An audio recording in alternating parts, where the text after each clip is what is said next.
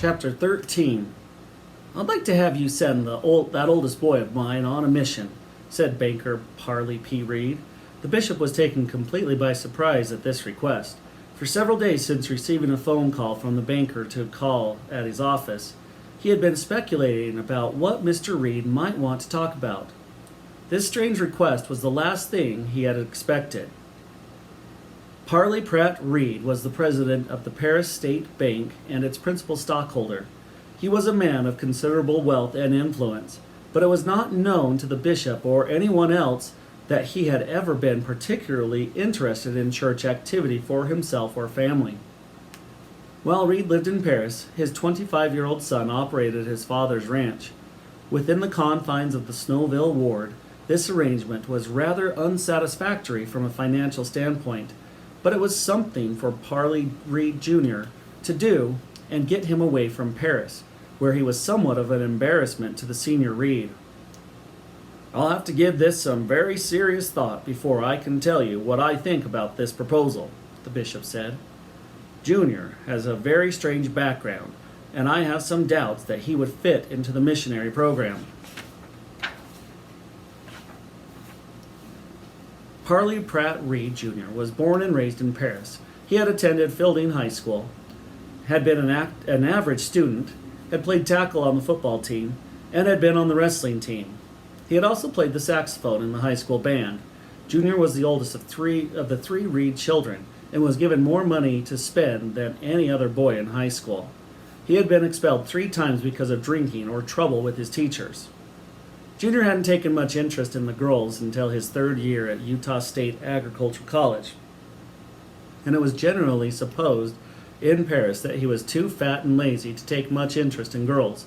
In the summer of 1937, Junior Reed was between his junior and senior year at college and was spending the summer as usual in Paris without anything to do except chase around in his automobile and go swimming. Charles Cordova had been the janitor at the high school for many years. Charles was a French Basque who had herded sheep in his younger days over at Cokeville, Wyoming. After he got married and had a few children, he gave up sheep herding and took the janitor's job. Cordova had 9 children and lived in abject poverty. The $95 a month that he received as janitor was insufficient, and it was necessary that his children take odd jobs as soon as they were old enough. 5 of the children were boys and 4 were girls. The boys quit school when they got out of the 8th grade and took jobs on ranches or worked in the timber. The children were all rather ordinary, except one. Yvonne was 16 years old and had completed her saxophone year in high school by the summer of 1937. She was an outstanding student and a stunning beauty. She had brown eyes, dark hair, and trim, lithe figure, and was fully developed at 16. Junior Reed had not noticed Yvonne until the summer of 1937. He had dated some of the young girls in Paris, and while not liked by them, was able to get dates of them because he was known to have much more money than any of the other boys. He asked Yvonne to go to the picture show with him in Montpelier. He was not very attractive to her, but she had been on very few dates, and the idea of going with the college boy, the son of a banker, was rather appealing. Her parents objected mildly, but she went anyway. On the way home from the picture show, about 12 o'clock at night, Junior pulled out his automobile off the highway at Ovid and proceeded on the Preston Road up the foothills. After he had traveled 4 or 5 miles, he pulled the car off onto a farmer's road and stopped. He lost no time in telling Yvonne what he was after. She became scared and slid to the far side of the seat. "You little French bitch," he said. "I'm not going to fool around with you. Either kick through or walk home." Yvonne started for the door, but Junior grabbed her by the arm. The details of what happened thereafter were in dispute. For the next few days, Junior told the boys at the pool hall that Frenchie put up a hell of a fight, but eventually gave in and cooperated. Yvonne maintained that Junior nearly broke her arm and forced her. Junior didn't let her out of the car until he drove back to Paris. She got out in front of the Cordova place. Her dress was torn down the front, and she had black and blue marks on her neck. Her left arm was bruised where she said Junior had twisted it and pinned it behind her. Upon reaching the house, she immediately went to her parents and told them that Junior Reed had raped her. Charles Cordova was furious, but wasn't sure what to do. He decided to think about it for the rest of the night. The next morning, Yvonne was cleaned up, had a new dress, and with her hair combed, looked all right except for a few bruises and swollen eyes. Charles thought to himself that when you have girls, you can expect trouble, and that maybe be the best thing to do was just forget about it. He reasoned that by bringing the charge or saying anything about it, he would only focus public attention on the fact that there would be many, perhaps, who would be inclined to believe that it was just something that happens every spring, all to the disgrace of Yvonne.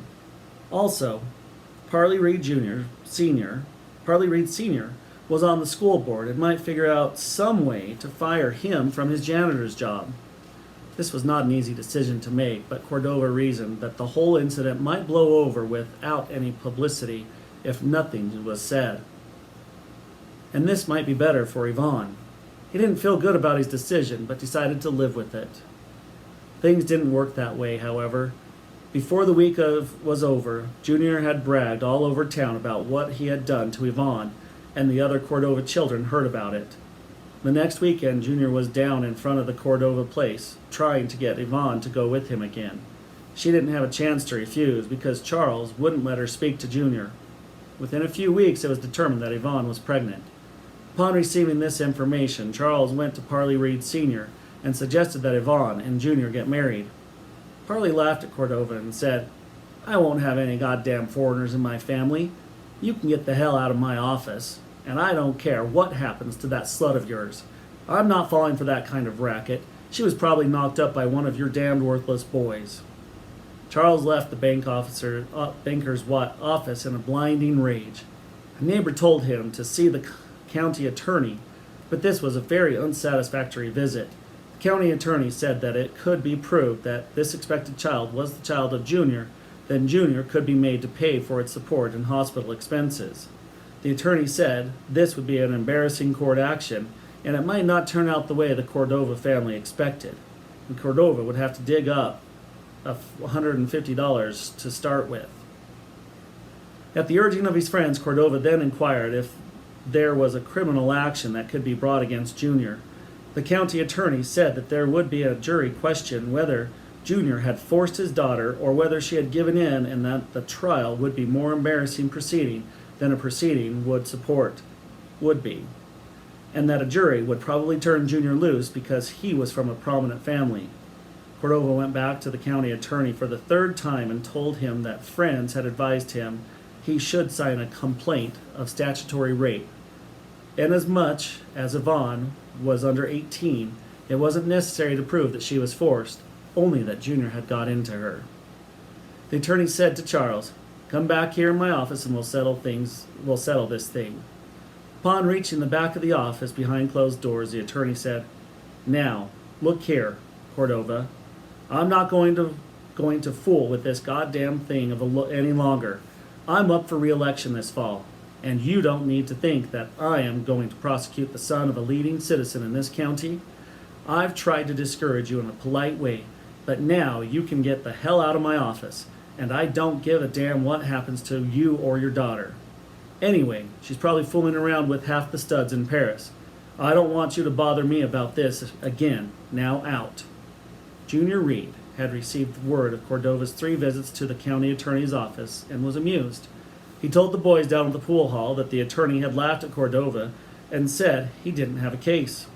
"Christ," said Junior, it's not again the law to knock up these French bitches." It was Saturday night, and he had already drunk some booze and was feeling pretty high. He said to the boys, "I think I'll go down right there right now and get me some more of that French stuff." After taking a few more drinks, he drove down to the Cordova house. He honked the horn and hollered for Yvonne and called out, "Come out of there, Frenchie. Let's go for a ride again." The Cordova family ignored the commotion. Junior became louder and louder and finally went up to the front door and knocked. Charles tried to get him to leave, but Junior refused. Pete Cordova, the oldest son, was home for the weekend. He came to the door and shoved Junior off the front porch. Junior went back to the car but didn't leave. After yelling for Yvonne for about an hour, half an hour to come out, Junior was back beating on the front door. "I'm going to get me some of that French stuff," he shouted. "Come out of there, you little bitch. Let's get with it." This time, he was met at the door by Charles Cordova, Pete, and another son. Pete knocked him down. He sat up on the ground, laughing and spewing obscenities. Pete said, "I've had enough of this goddamn guy, and we are going to end this matter, once and for all, right now." Apparently Charles and his two sons had decided within the last half hour what they were going to do. Junior was dragged to the back of the house and into the woodshed. The gas lantern was brought from the house, and while Pete and Bill held Junior, Charles performed a 5-minute operation wherein he quickly separated Junior from his family jewels. Charles was something of an expert at this operation. In his younger days, he had castrated thousands of sheep and hundreds of calves, and the operation on Junior was no different. Junior was in a semi-stupor from drink and felt very little pain. The area of the operation was disinfected with a half pint of liquor that was in Junior's car, and Charles' sharp pocket knife had been sterilized by the flame of the match. The Cordova men had no desire to add murder to their crime, so within 10 minutes after the operation, they deposited Junior in the front room of Dr. Peck's home. Dr. Peck said afterwards that the operation performed by Charles Cordova was as good as he could have done himself, and the only thing he needed to do was to ensure that the bleeding was not extensive and take a few stitches. Charles Cordova and the boys were in jail by 9 o'clock the next morning. By noon, they were all out on bond, which had been collected and deposited in court by the local townspeople. In the late fall of 1937, Cordova and his two sons were tried in the district court for mayhem. Pete and Bill were acquitted, but Charles was found guilty. The district judge from Pocatello, Idaho, gave him a suspended sentence and put him on probation for 1 year. Charles was the town hero. Many people said it was time somebody stood up to those goddamn Reeds and taught them a lesson. Junior quickly recovered from his operation and enrolled at Utah State for his last year. He quit school permanently before a month was over. He started to work in his dad's bank, but soon weighed 200 pounds. People got tired of seeing him around. He still had as much money to spend as in former times, but neither boys nor girls wanted anything to do with him anymore. Parley Reed Sr. got Junior several jobs, but he was fired or quit before a month had elapsed. In 1940, Parley Reed Sr. bought a ranch near Snowville and turned it over to Junior to manage. Junior had had two hired men and spent some time on the ranch, but mostly he traveled or loafed in Paris. By 1942, Junior was 25 years of age, 5 foot 9 inches tall, and 220 pounds in weight.